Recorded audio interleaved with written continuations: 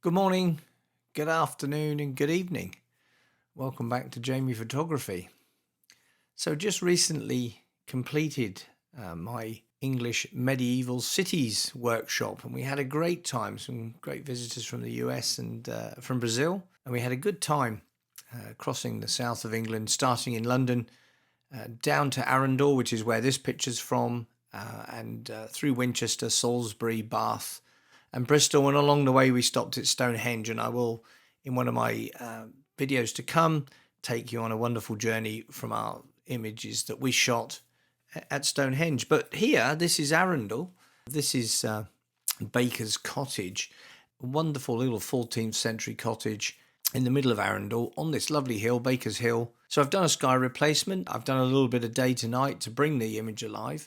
But where did we start? Well, we started with this image here. This is what I shot, thinking that I wanted to get more of the hill in the shot. Also, these white posts were at the top, which I also thought would be good. But as it turns out, and you'll see in the video here that we decide to take those out. So it was a grey sky day, I'm afraid, a little bit of rain here and there. But that doesn't mean you can't shoot great photography really at the end of the day and take it home and process it and turn it into something quite special, which is what I've done here. Now, when we were shooting this image, the lady who owned the cottage actually came out with a brush in her hand and didn't notice us all stood there shooting, but she got chatting with us. I said to her, well, I'll happily send you a picture of your wonderful, beautiful little cottage, which I'm going to do. So thanks to Mary for letting us shoot her home, and hopefully she'll enjoy the image when we send it over to her. Anyway, if you enjoy the video, it'd be great for you to click like. It always helps the algorithm here on YouTube. And if you've got any comments, questions, or tips, feel free to put them down below. I always enjoyed reading your comments. I really do. And I do my best to answer all of them as well. So thank you in advance for that. And if you haven't already subscribed to my channel, it'd be great for you to join me on this wonderful adventure I'm having here on YouTube. If you've got 5 minutes, pop over and have a look at my website. It tells you a little bit about me, the gear I shoot, also showing the new workshops for 2025 shortly. And I'll do a little short video when those workshops are starting. Okay, let's get started. So my normal workflow is to go straight to denoise. Now I know that we're at 100 ISO, so we've got pretty good noise as it stands. I'm zooming in here at 200%. Let's go up to 400%. Little bit of noise there, you can just about see it. But denoise always improve things by at least 4 to 5 stops. But because we're at 100 ISO, I'm just going to drop that back to 30%, not full 50%. I tend to use that when I'm up at 1600 ISO. It says it's going to take 8 seconds. I'm going to create a stack so that the original image is put behind the new noise reduced image. We can leave that zoomed in there and we can watch as it just comes up here on the denoise, and just to see how much this improves. And there you go. Yeah, definite improvement. Bear in mind we are at 400%, so we're really close, but that's really good. So what are we going to do with this image? It's a beautiful little cottage, and as I said, we met Mary. She was very nice. She was quite happy for us to take the picture, and I am of course going to send her this picture afterwards as well. She gave me her email. I think that's only too right. So a beautiful 14th century cottage here, and this is quite a steep hill. It doesn't really sort of show it in the image, but this was quite a steep hill going down here. So it's quite a impressive place, Arundel, worth a visit. So next thing I'm going to do is I'm going to crop this image. So I don't really want all of this over here. I'm just going to keep the edge of the road in here, and I'm going to bring the bottom up here. I'm going to include this post in the shot here, but I'm going to take this post out because it's incomplete. It doesn't really look really good, and I'm also going to take this post out over here, so which we'll go into Photoshop to do shortly. I'm quite happy with that. Maybe bring the top down just a little bit. Maybe we can make it into a 16:10. Let's have a look. So make sure your padlock is unlocked. Go into the custom there, and then you can pick these standard profiles. Let's try 4:3. So now we can go over to the edge of the road here. We can make sure we've got this post in, and we can then open this up. There we go. And we've got a pretty good shape there. I would like to bring this side over a little bit. So can I do that? Just bringing that in here. Just want the edge of that curb just going into that corner. I'm going to take the aerials out, so don't worry about that. We've got that post in the shot. So yeah, I'm quite happy with that. So we're just going to hit return, and that will give us our new crop. Looks pretty good.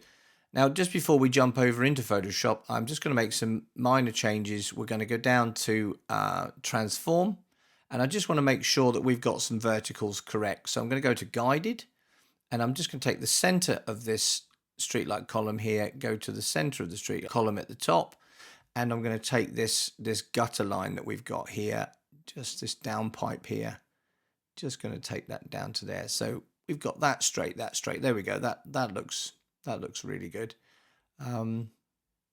Chimney pot looks like it's fallen away, but I'm sure by the shape of this old house that certainly it's been there a long time. So a few things have moved along the way. So let's just go back up to the top. I'm just going to bring up the shadows just so we get a little bit more opening there, about plus 40, plus 40. The highlights, there's not a lot of highlights. A low contrast day, grey sky. So it's a shame it didn't rain. I know that's a funny thing to say, but if it rained, this would have all been wet and shiny, which would have looked amazing. But it is what it is. We will do a sky replacement on this grey sky. So I'm just going to bring down the highlights just slightly to about -10, roughly around there. And then I'm just going to add a little bit of contrast into the scene, +10 on the contrast. So that looks right. Just a little note here, when you are moving these sliders, if you just want to jump in straight to a number, just click on that box there and just type the number in, 10, and hit return. And it will give you that selection. No problem at all. So I'm happy with this now. I'm going to take it over into Photoshop. So we're just going to go right click, edit in, and edit in Adobe Photoshop. Now I'm using the beta version. You can do the same. If you go into your Adobe Cloud and go to apps, you'll find the beta apps, and you can download the beta version if you wish. It sometimes does have a few issues. I don't see them very often, but what you do get is the latest functions all the time. So I'm just going to click, and then we're going to jump over into Photoshop. There we go.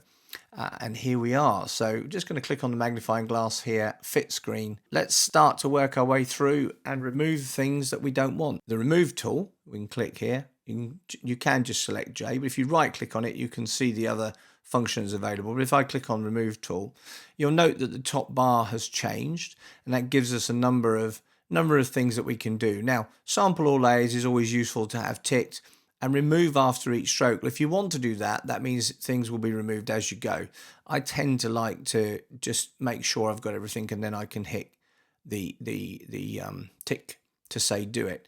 But up here you'll find distractions, and in find distractions you will find a couple of selectors here which will do things automatically. So let's try wires and cables, because we do have quite a few telephone wires here crossing over. So I just click on that, and it's just going to spend a little bit of time, process the image here to determine where it thinks the wires are, and then it will remove the wires. Now hopefully if it does remove the wires, it will also remove them where it crosses over in front of the windows here as well. You'll see that they put in the way. You do tend to see this a lot in older towns and villages in the UK where the telegraph pole is, as you saw before I cropped it, it just brings the phone cables to every home. Obviously, mobile phones are taking over nowadays, so less likely to see them in modern estates.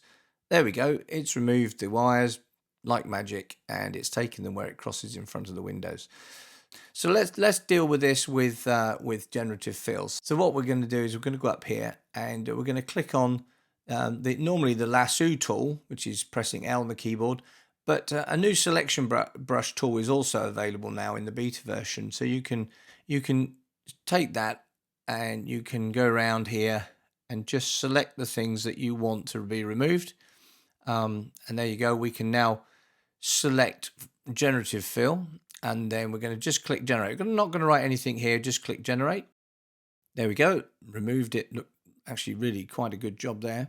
There's a little bit of something there which we can have a look at. Also, this car down the bottom of the hill. Now I can zoom in here. I take the magnifying glass here, and we can take you have a positive or a negative selected up here in the top left corner. If you select positive or negative, when you hold down the Alt or Option key on a Mac, it will change to the opposite. So if I want to zoom in, I can just zoom in here. And if I hold down the key, I can zoom out a little bit. So need to get rid of some of the detail down here. So I'm going to stay in the brush selection tool.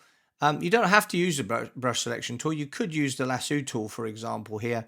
And then what we can do is we can just literally just draw up and around the things that we don't want to be in the image. So I'm just going to go around that sign. I'm going to come down over the top of this car. There's something yellow there. We'll leave that blue car in for the minute. We'll just do this selection here. Come back up through the bush there and join up again. And we'll click Generative Fill. Write nothing in the box and just click Generate. That's option 1.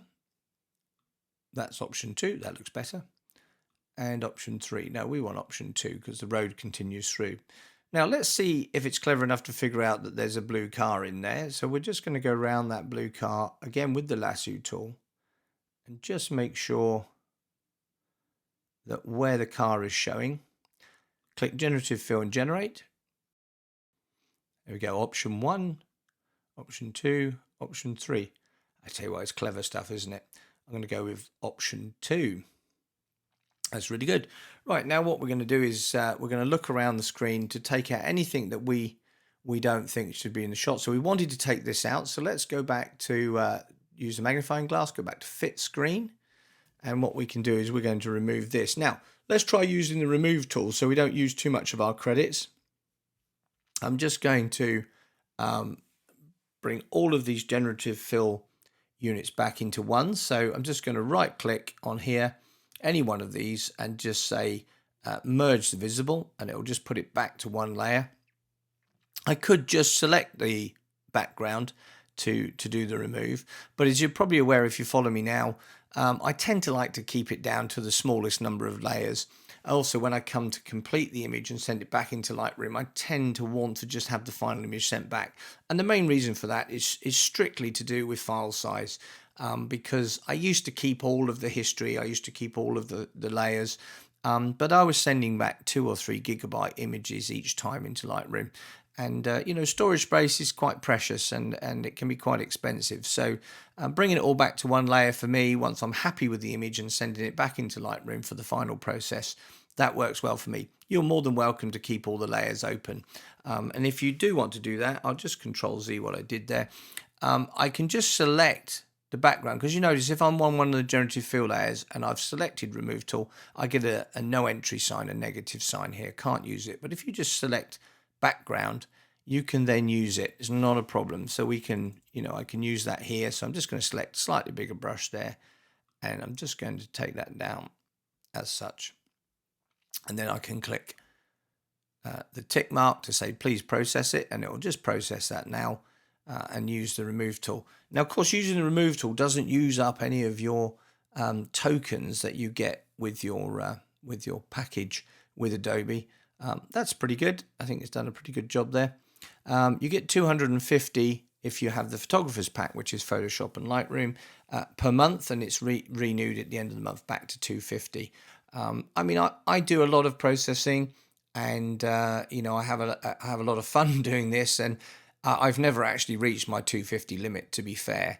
I tend to find in a month I might process 5 or 6 images that I really give attention to. And at the end of that month, I've probably used no more than 80 to 100 tokens. So, you know, it's up to you how you use them. So anyway, I'm going to take that one out. Now I've taken that one out, it clearly leaves this open, and this is in the way of the door. This is in the way of the window. You know what? So having looked at it, I'm going to remove all of them now.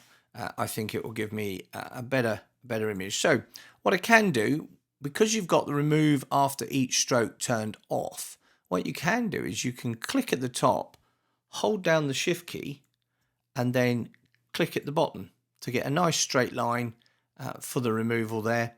I'm going to do one at a time because I don't want the computer to have to calculate all 3, because sometimes it doesn't do quite as good a job. So I'm going to hit the tick mark at the top there, and then get my brush ready. Once it's completed this one, let's see how it does. I'm always amazed by how good the remove tool, and certainly how good generative fill is. So I'm just going to take this brush again, a little bit smaller. Just going to click on the top of this one here, one click, make it a little bit bigger at the bottom, so you can actually create a funnel shape. Hold down the Shift key, and you can make that work, no problem at all. And then we're just going to hit the tick mark again. Let it process that. Now you see that was much faster this time, and because we've asked the remove tool to do it more than once, it's processed the whole image. It has all the data in its mind, and it knows what to do. Now that wasn't quite so good because it sort of broke the bottom of the window there. So I'm just going to put that back with Control Z there, and instead I'm going to use the generative fill function. So I'm just going to take the lasso tool, as you saw me select there, and I'm just going to make a really tight selection round this column, coming down here, crossing over, and we'll go around the bottom of this one as well, all the way back up, and we'll join up with where we started. So there's our selection. So we're just going to click generative fill and generate. So that's much better. As you can see, we've got the bottom of the windows in there. That's option 1, that's option 2, and that's option 3. So where should we go? Should we go with option 2 or 1? I'm going to go with option 1, I think. I'm very happy about that. Good. Right, I'm now going to shrink this down as I did before. As I say, you don't have to do so, but I'm just going to merge the visible. Right click and merge visible, and we've got ourselves pretty clear area now. Just want to sort out that little bit on the edge there, so I'm just going to take the remove tool. There we go, under J, remove tool, and I'm just going to take a smaller brush there and just take out a little bit of a distraction there, and click the tick mark. That's better. That's much better.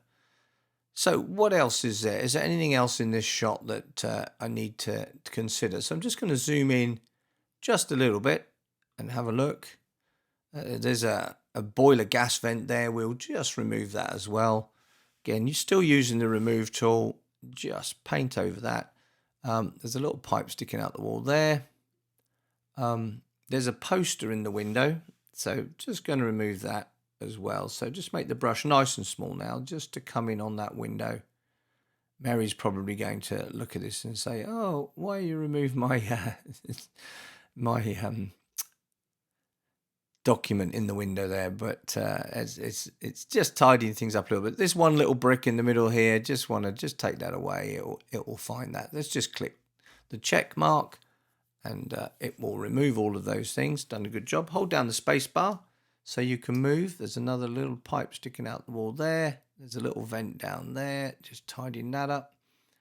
What else? It's a little bit distracting. There's a sign or something on the building down there. So just going to click the tick mark to remove those. Happy with that. Just take that out as well. Good.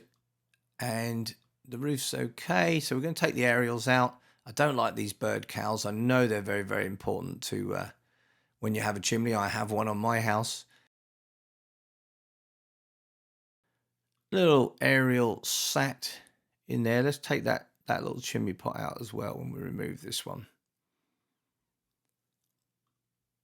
So just working our way through, clearing up the non-medieval items on these houses. So, these houses have been here 600 years, and aerials have been there for probably 40 or 50 years. So a little stainless steel cowl there, just remove that. And then let's take out that aerial there. Obviously, a lot of TV watching goes on here. So, which is strange in this modern day and age. I think this is left over from the past because, of course, most people watch either satellite or cable TV nowadays. But if you still have an old TV that picks up on the FM, then you need an aerial for it. So, or an antenna, as some are known. Now, the bus stop down here, don't really want the bus stop in the shot. So let's just take out the bus stop. Just circle that out. There we go. Hit remove. Oh, does such a good job. Such a good job indeed. So anything else along these buildings here? One thing I will do is just take the light bulb out, because we'll create our own light effect inside this lantern. So I'm just going to take the light bulb out from there and just tidy up. There's a couple of little marks on that lantern there. That's good. Anything else we want to do? So always just looking around, just picking up on any details. A little bit of rubbish there on the doorstep. And the other thing I tend to find is sometimes there's a lot of, I mean, you don't see it here, but you can get a lot of cigarette butts or chewing gum that's been laid down on the pathways, and they can really distract you. Honestly, when people look at the image, particularly if you blow it up quite large, it can be quite distracting when you have a patch right in front of you. But I'm going to say pretty well, I think we're ready to move on to the next stage here, which is a sky replacement. I'm just going to take these bits out. I think I've said it before, I find this whole removal process really quite therapeutic. I can spend hours just removing things and really tidying an image up. And again, some people say, well, you're sterilizing the image, you're taking away the authenticity of the shot. And maybe so, maybe so. But remember, it's your art. You do it your way. And as I always say to people, the key to photography and the key to being good at photography is about having fun at the end of the day. And that's really all that matters, is that you're having fun. I'm just going to move that little bit of the tree sticking out the way there.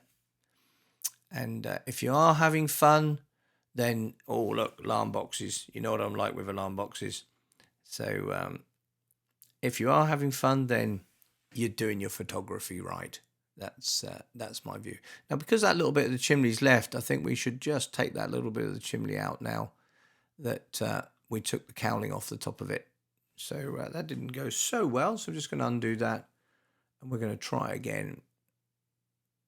There we go. That's okay.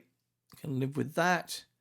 And I would say we are pretty well done. Nothing more here that I really want to do. All the rest of it is authentic. It's all real.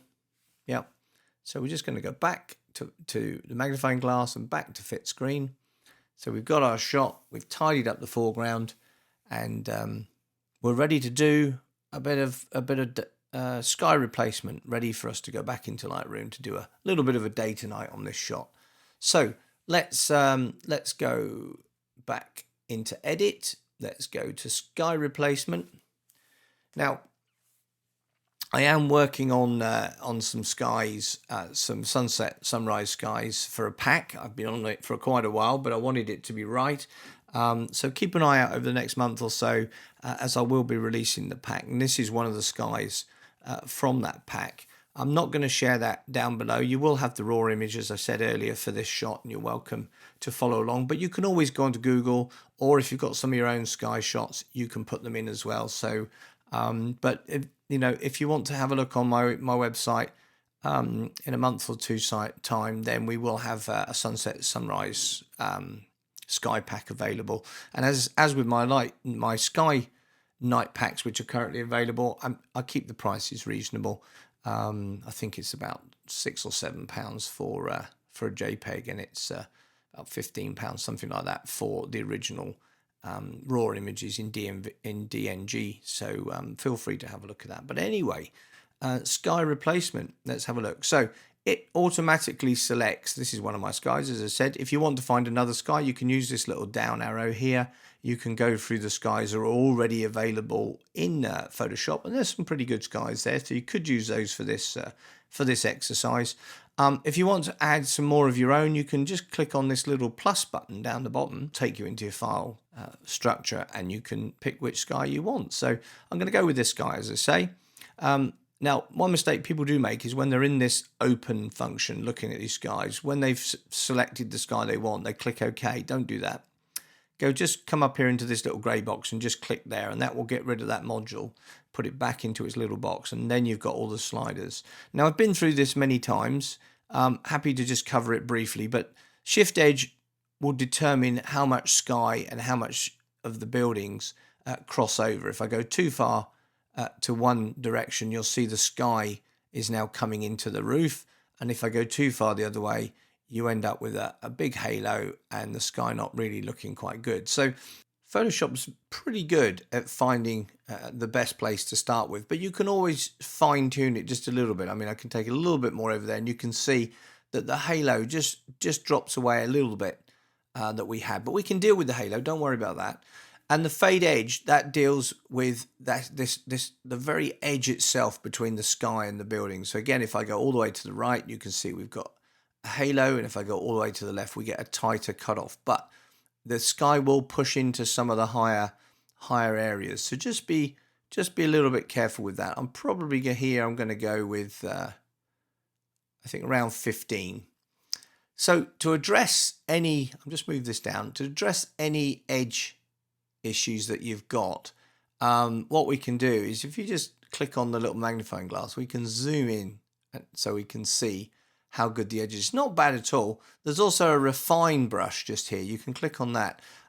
My tip is not to use a tiny little brush to try to run along the edge, to just, because you can see that's done a good job, but it's left a line. You see this line, right? So just Command Z or Control Z to remove that. What I tend to find is because it's a refine brush, which is pretty good, take quite a large brush. Make sure the little positive that's in the center of the circle is on the sky, like so, and then you can brush in and just work your way around just to deal with those edges. And if you want to move the screen, just hold down the space bar whilst you're here, and again, you can just run down those edges.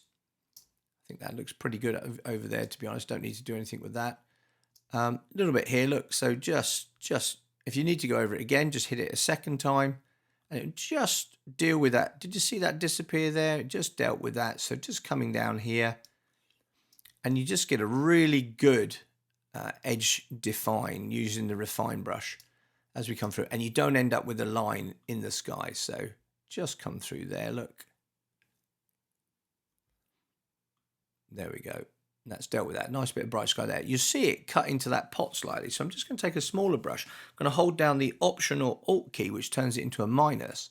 And then I can just add that back in. You see, I can just click on those tops there, and it will just add them back in so that the sky's not bleeding into the top of the image. There we go. Watch these ones here. 1, 2, and 3. So that works really, really well, and it gets rid of that little mark. Just going to, so same again on these chimneys, just holding down the Alt or Option key, I can just bring those back to life there and just take away any sky overbleed. Same along here, just holding down that Option or Alt key, I can just take anything that you've got. You see this chimney pot here, same thing. Look, just take the minus, so I'm holding down the Option or Alt key, and just work your way along those edges. You'll find that it works very, very well. I think I'm quite happy with that. Still got the minus happening here. Yep. Let's move it over. There's a little bit there. You can see the sky's bled through there. So let's just take a smaller brush still. Hold down that Option or Alt key. I'm going to click once there. I'm going to still holding down that Option or Alt key. I'm just going to press the Shift key, and I'm going to get a nice straight line along that edge there. Just passing over a couple more times here. Can you see how we're just taking that sky, any bleed over that you might have, just remove that. So that's how you refine your edge whilst you're in the sky replacement module. I'm just going to go bigger. I'm still got it in positive now. I'm not holding down the Option Alt key now. I'm just going to build a little bit more into that top line. There we go. And I think we got a really good edge. It becomes very difficult to actually be able to see if there's an issue. A little bit over here you can see on this roof. So back to the small brush, touch the Alt or Option key here, and just come along the top of that roof there, just a little bit. And maybe a little bit along this tree line.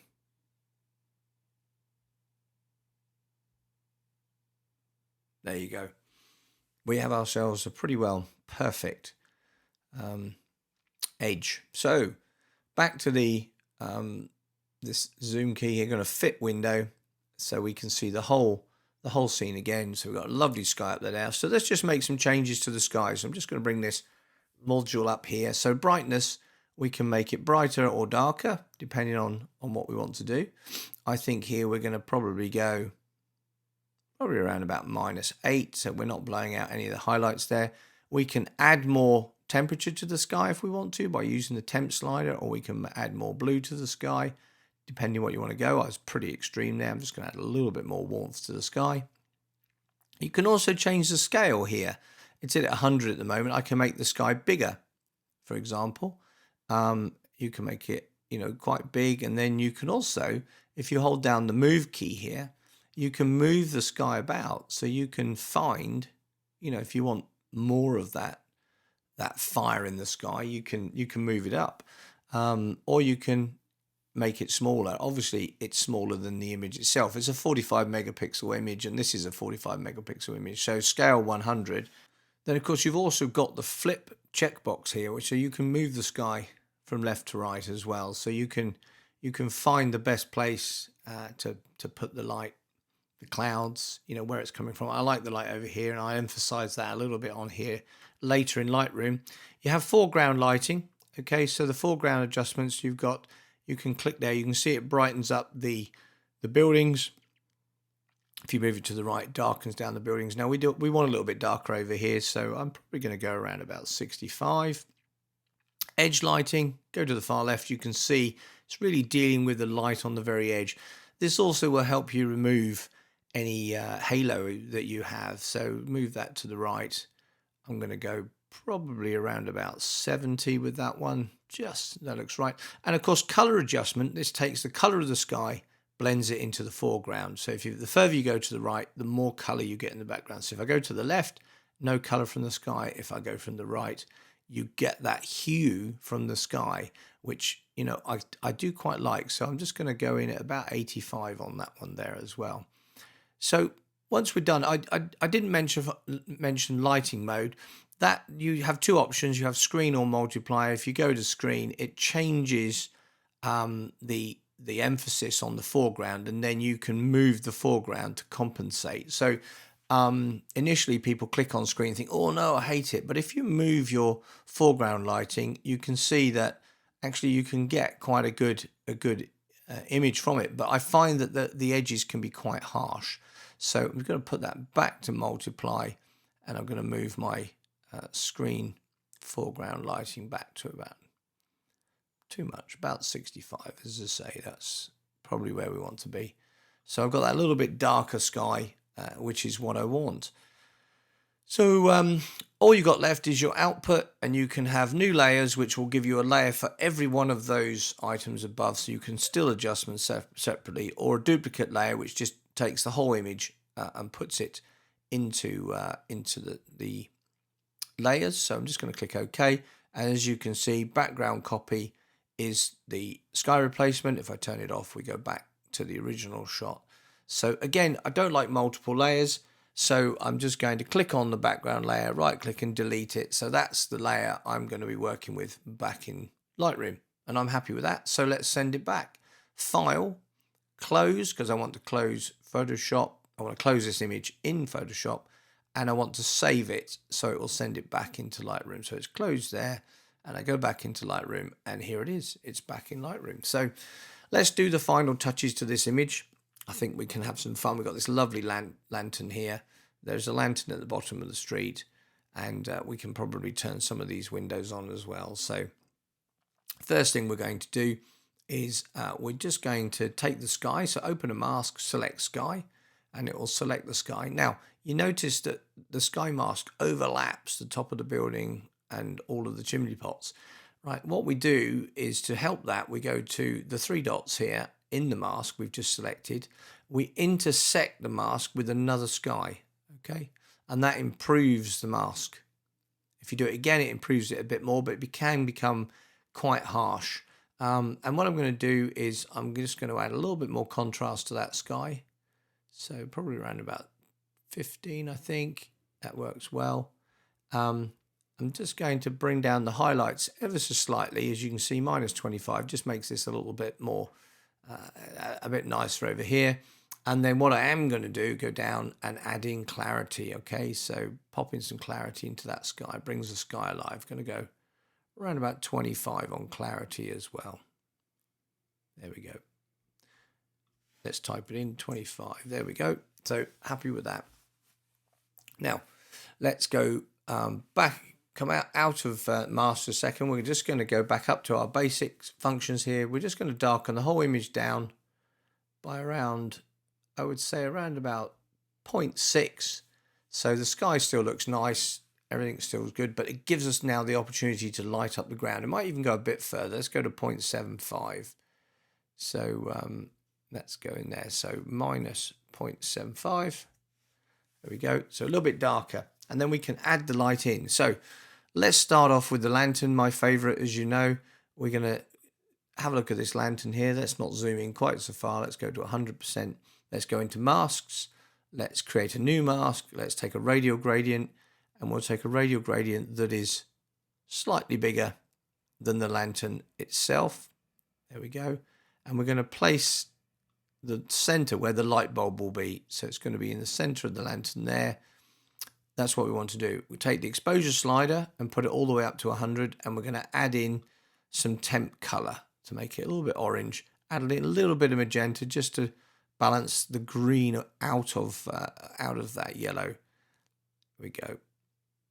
I'm going to go about there, about 25. So now what we've got to do is remove the radial from where the lantern isn't there. So now normally I'd show you my normal process, which is that we just go into that mask, we subtract a brush, we make the edges of the brush quite hard, so the feathers 0, flows 100, and we can start to remove the area around there. But I learned a new trick recently when I was on one of my workshops, and one of the students mentioned it as a sort of, why don't we try it? And I thought, you know what, let's do that. And in some cases it works quite well. So let's try it here. So instead of taking the brush, I'm just going to remove that brush and delete that brush there. What we're going to do is we're going to subtract the lit areas, okay, and then invert it. So what we're going to do is subtract object. We're going to take a small object brush, and then we're just going to paint over the lantern where those lit areas are. Okay, so we're just going to come up there, up here, into that corner. There we go, back across, and just fill it in, and it will select that area. But of course, it's subtracting from the mask. So this is dark, this is bright. We want the opposite of that. So go to the top of your selections here, and you'll find invert. And if I click invert, it will keep the lantern itself, and it will take everything else around it. That's a quick and easy way, but you find that the edges still need to be refined. So I can still go to a brush and take a small brush and just fine tune those edges. And we can do that by clicking and then holding down the shift key to get a nice straight edge. So I'm just clicking there, look, you see, click. So as I say, it works sometimes. It's worth a try. In this case, it sort of did it, but there was still a little bit missing. So just going to move that around. So up to you. Try both, or whichever way. So now we've got the first one in there. You can see it's selected. The mask itself is just on that area. I do want to darken that line, so I'm just going to take a tiny brush. Just going to take a small brush. Let's zoom in a bit closer. Let's go to 200%. And I'm just going to take a small brush along that line to keep that line nice and dark. So click at the top, shift click at the bottom, and we remove that. Next thing we're going to do is we're going to click on the radial. So we just clicked on there. We right click, and we're going to duplicate the mask. Okay. And in duplicating the mask, we add another radial on top of that radial. But now you think, well, that's way too bright. But what we're now going to do is just bring that down and bring that down like so. And that will be our lamp. So it's a bit bright. So we're just going to back it off a little bit. So find where it sits there. It sits there quite well. And then we can zoom out and see how it looks in the wider shot. So just turn off the mask so we can see it. So yeah, that looks pretty good. That looks pretty authentic. If you want to make the under mask a little bit brighter, the area around there, if we go back to that first mask there, mask number 2, you say, well, we're at 100% on exposure plus 4 stops. Well, you can always bring up the highlights, right? And you can also bring up the whites.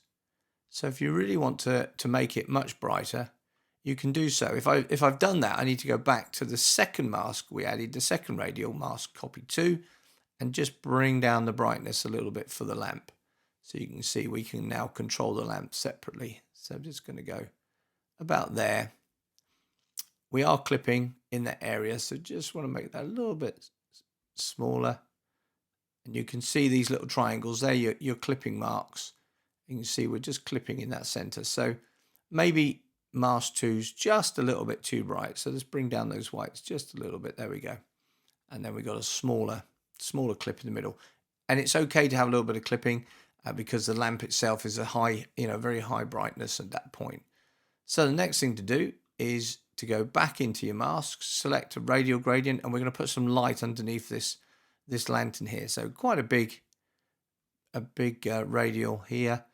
Now, little tip that people seem to miss out on a little bit, don't understand, is I'm just going to turn that so it sits in the direction of the lamp.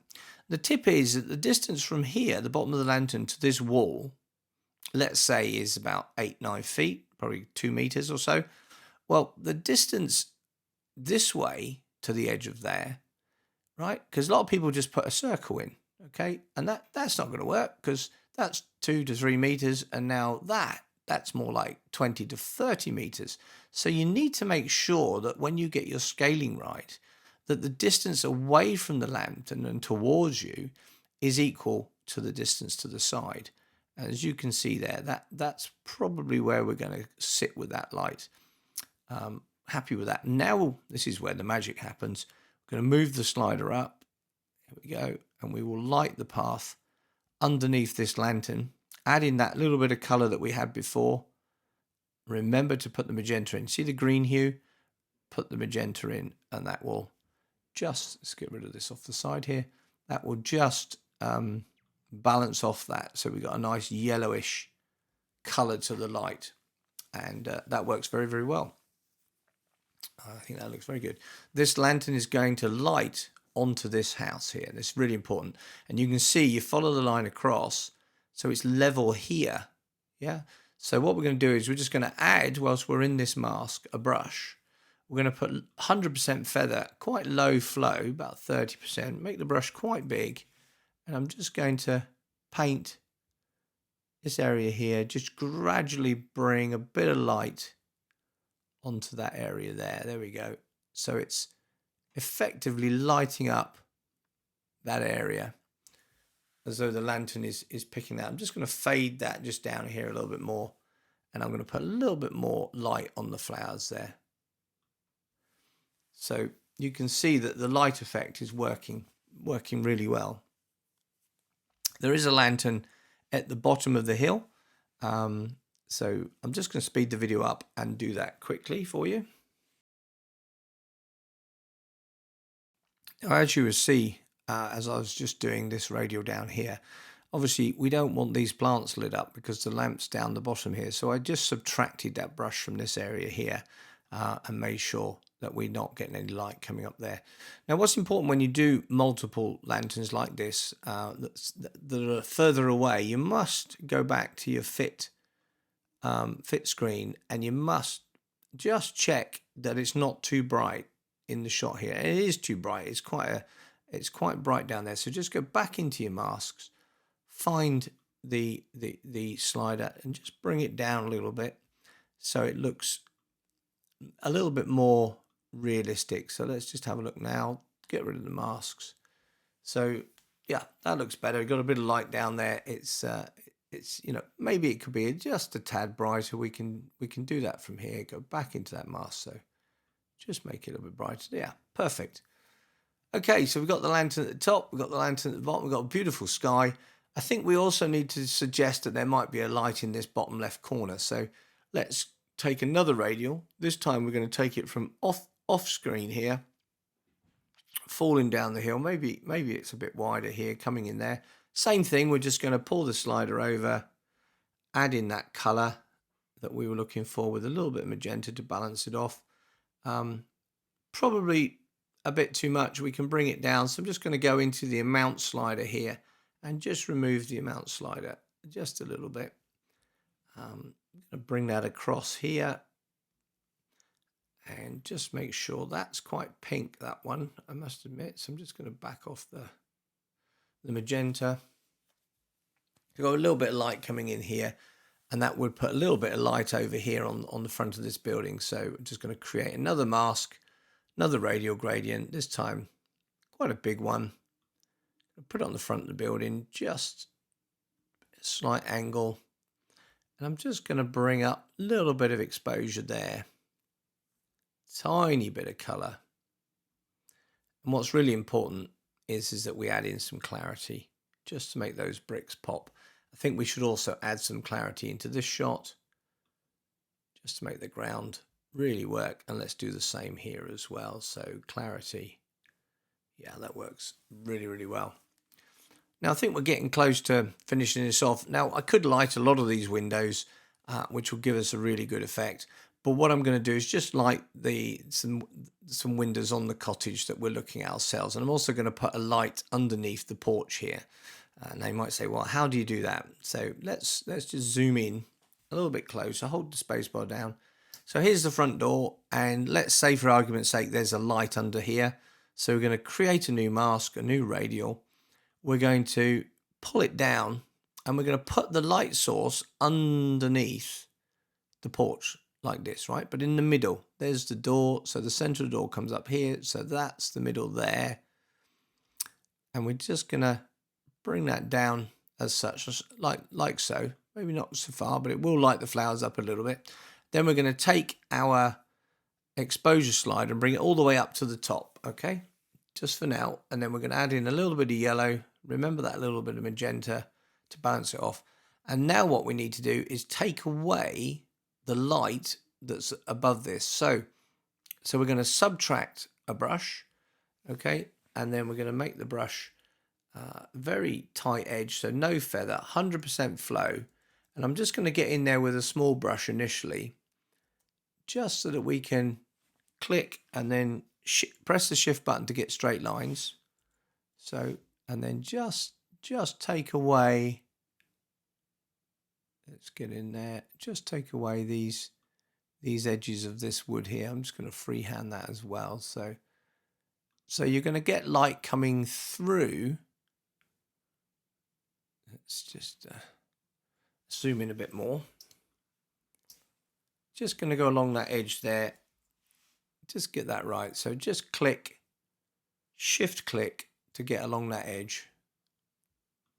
There we go. So we've got that light coming up from behind there, as you can see, and we've just taken this out along the front here. So I'm just going to work my way along the edge of this. I'm still holding the shift key down all the way, and I'm just compensating for the edge of the roof tiles by just moving up and along each time. There's ever so slight overlap.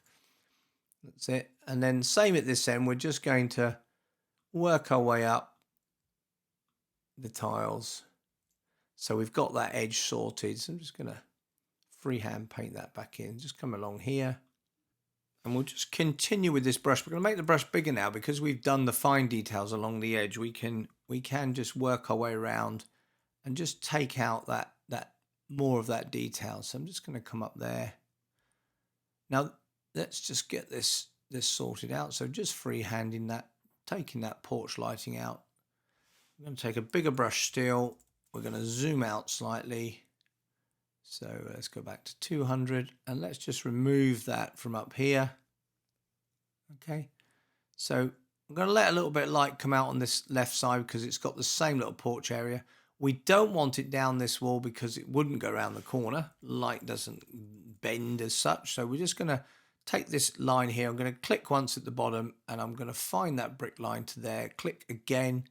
And I'm just drawing up there, just removing that side of that. So this is a bit light over here. So I'm also going to remove that as well from over here. So if I hover over the mask, you can see we've got the light coming through. Now it wouldn't go past the downpipe either, so we'll create a shadow there, as you can see. So you can see that's much brighter up here, but this brickwork is rather awkward in terms of the color difference with the render there. So with the cement, so we need to darken that down. So let me show you how we can do that as well. We're just going to go back into 300%, nice and close. We're going to go to create a mask. We're going to select object. Okay, we're going to take a small object brush and we're just going to work our way around that light area there, just picking that up. I'm going to go across here and pick that light area up there as well. We're going to come back along here, just covering it. So keep the brick in the middle, just so we keep the color of the brick there, and there we go. And just darken that down a little bit. You know, we could go even a little bit darker with that. You know, we could go really dark, but let's add contrast to it. And we found that color. We can also reduce that saturation just a little bit, just to try and find where it matches in with the color. You know, that's not bad. Bring down the highlights a little bit. And we can bring the shadows down just a little bit as well.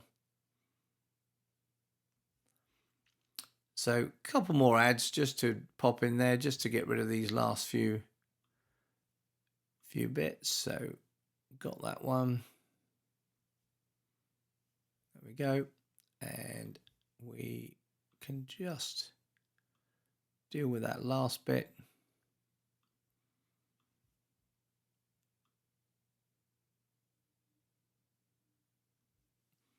There we go. We're all good. So that now is not distracting when we look from the shot back here. But that light's still not bright enough. It's a bit bright on the flowers. We'll deal with that, but it's still not bright enough. So what we do is we go back into that mask where we had the so that's the mask there, number 8. What we're going to do is we're going to just pick on that radial. We're going to duplicate the mask again. There we go. It's really bright now. And this second one we can bring down just a little bit so we get light over the door. I think what we could even do with this second one is make it a little bit narrower, a little bit shorter, and that will just add in that light detail. Want to take a little bit off the flowers, so go back to the mask that was covering it, subtract a brush, make sure the brush has got plenty of feather, quite low flow. Take a smaller brush here and just ever so slightly to keep the top ones bright, but just remove that from behind. So I'm just painting around there, just removing that from behind the flowers there, so they're nice and dark. So there's a nice light above the door. It's probably just a fraction too bright. So let's just reduce it just a little bit. There we go. Now, want to put one of the lights on here. So let's in one of these windows, let's do the downstairs window first. So let's go in at 100%. We're going to take a radial gradient here. We're going to place it over the window. Now it's important that the light isn't in the middle. The center of the radial isn't in the middle because that's not where the light is. The light's going to be in the room, probably over here. So we want to make the radial a little bit bigger so it covers the window, right? Then we're going to take the exposure up to 100% as we go. We're going to add in that little bit of color that we always look for, a little bit of magenta, and that's what we're going to try to light up. So now we're going to subtract everything. So let's use our subtract object process. Let's take a little object brush here and we will just paint that one in. I'm going to do both the windows in one go. It saves me doing it. And what we'll do is we can always remove the center frame should we need to. So we're just doing the object selection on the window. We're going to invert. There we go. So we've got rid of everything around it. We just need to run around that window. So let's get in a bit closer. Let's subtract a brush. Now this time the brush is going to have relatively low flow. Let's go at 50%, and we're going to take the feather right the way down to 10. And then I'm just going to Shift click to remove the light on the frame there. As you can see, we're just coming across. We'll just go down that window's edge there. Leave the bright edge along the actual window frame itself, because that's where the light will be coming through from inside. So just going to take that there. There we go. I'm going to leave the little bit of an edge on the windowsill there, because the light again would come through there. So there's our window. Now there's a little bit of noise because we are quite zoomed in here. So whilst you're still on this mask key, you can go down and you can just do noise reduction and just pop in a little bit of noise reduction. Just smooths that window out a little bit. So that looks quite authentic. Maybe a little bit more color required, so I can increase the saturation just on there and a little bit more yellow just to make that work. That looks okay. Now maybe we should make it a little bit dimmer. So we'll go back to that particular radial there that we had, and what we can do is we can just back it off slightly, just come down a little bit. And then what we could do is click and right click and duplicate the mask. So we've now got a second one. And what we can do is take a smaller one. Let's just bring it down here. And we can bring that in closer to the edge of the window. It's a bit bright at the moment, so we'll back that off. And it almost looks as though you've got a sort of light in the corner here. So let's even take that back further. And then let's right click again, duplicate the mask again, and this time we'll make it really small, and we'll make it look like there's a little lantern. Let's just go nice and tall and narrow in the window, right? Just there. Just back it off slightly on the brightness. There we go. And you've got that sort of natural effect. Let's just zoom out. So the windows, there's the window down there. It's a little bit too yellow, so we can just bring that temp back just a little bit. It's a little bit bright, so let's just bring that down. There we go. Now that looks a little bit more authentic. I'm going to do the same with the window upstairs, but I'm going to speed it up this time. There we go. So we've got 2 windows lit, and cottages are looking pretty good. I'm wondering whether to light this one round this side or maybe these 2 down here as well. So perhaps I'll just quickly do those for you. Speed up the video again.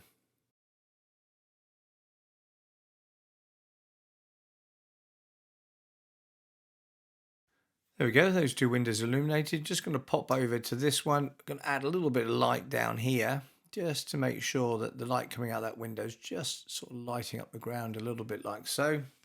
Just a little tiny bit there. Pretty well done. Just the final touches now to finish the image off. A little bit dark across the roof here. So let's take a new mask, a new radial. Let's take quite a large radial across that top part of the roof there. And then what we're going to do is just brighten that up just a little bit, adding a little bit of contrast. I'm going to put in some clarity as well, just to make that pop a little bit up here. Don't want to lighten the sky up, so 3 dots under that radial intersect with the sky, and then inverse the sky, untick that inverse so that the building's illuminated, the sky's not. That's looking pretty good. This area down here is a rather large area. Let's look at the recrop. Let's unlock the padlock here and let's just bring this up just to see where that sits. Does that give us a standard size? Let's try 1610. Yeah, that works. So just make sure that that leading line coming to that edge there is working okay. And I'm just going to pop it there. The top of the chimney pot's in the shot. Try to make sure that's the case. Hit return. So yeah, I think we're nearly there. let's add in a little bit of a post-crop vignette. So go down to effects and just bring that in. I'm going to go -24, but I'm going to bring the feather really open on that. Going to come back up to the top. Going to brighten the whole image up slightly more, not too much. Just add in a little bit more contrast just to compensate. Going to open up the shadows just a little tiny bit. Can we bring down the highlights a little bit more? Add a little bit more clarity to the scene and a little bit of texture. Be careful with texture. 1 or 2 is more than enough. And then we're just going to add a little bit of sharpening to this image. Just going to go up to about +30 on the sharpening. And just feel that there's a little bit more needed in this shot. I think this light coming down here needs to be picked up. So let's take another radial gradient and let's just pull that radial gradient along the ground here. Let's say we're getting some light here coming up this sort of hill here, the path. Just going to bring that a bit brighter, add in that bit of color to that. Remember to add in a little bit of magenta to balance that off. That seems okay. A little bit bright. Just come back a little bit. We don't want this area illuminated, so remember to subtract a brush and make sure the brush is full feather. I'm going to bring up the flow a little bit more here, and I'm just going to come a little bit smaller here. I'm just going to come in here and make sure we're not illuminating. This is all still in shadow down here where the houses are, and these bushes and trees are not illuminated by that. So you get the contrast between the two. Here we go. That's it. And we also don't want that going up into the sky over here. So just making sure that's clear. Yeah, that works quite well. Quite happy with that now. I think the sky over here needs to be just a bit brighter. So again, we can just take a radial, plonk it in the sky over here, probably put it over to the edge there, just bring it up a little bit, bring it across the sky. We're just going to make that brighter. Let's give it a little bit more, add in some contrast. Yeah. Now remember, we don't want to light the buildings and everything up with that. So go to the 3 dots, intersect mask with the sky. Okay. And that takes away the buildings, leaves it in the sky. Yeah, it's looking pretty good. So yeah, I'm gonna say we are there. I really do like this. I mean, I can tinker for hours. I'm terrible. I am. I can. We could light more of these windows. We could do more with this. But for this shot, I think, yeah, I'm pretty happy with it. I'm just gonna make it a little bit brighter. Okay, and then the very last touch, I think, that I tend to do when I've got older buildings like this, this 500-600-year-old building, nice little trick is to take the saturation slider for the overall scene, drop it down quite low so you add in that sort of older look. So in this case, I've gone to minus 40. So what I'm going to do then is take the vibrance slider and bring it up. Okay, so bring that right up. So probably going to come up to about +70, maybe a little bit more on saturation. Just bring that up to -35, and then just find the balance point for that vibrance. And what that does, it makes all the bright colors pop. Like the flowers are popping now, the yellow door's popping, the green is popping. It really does look quite good. So on that note, I think we're going to just throw in a ever so slight linear from the top. And I'm going to say we're done. Yeah, so sorry that was a little bit of a long one, but I felt this image needed a little bit of care and attention just to bring it up to something really nice. And I hope Mary, when I send it over to likes the shot as well. Anyway, thank you very much for taking the time to watch the video. If you liked the video, please click like. And if you enjoy what I'm doing here on YouTube, please feel free to subscribe and join me for this ongoing adventure, having a great time. But for now, I'm going to say bye-bye.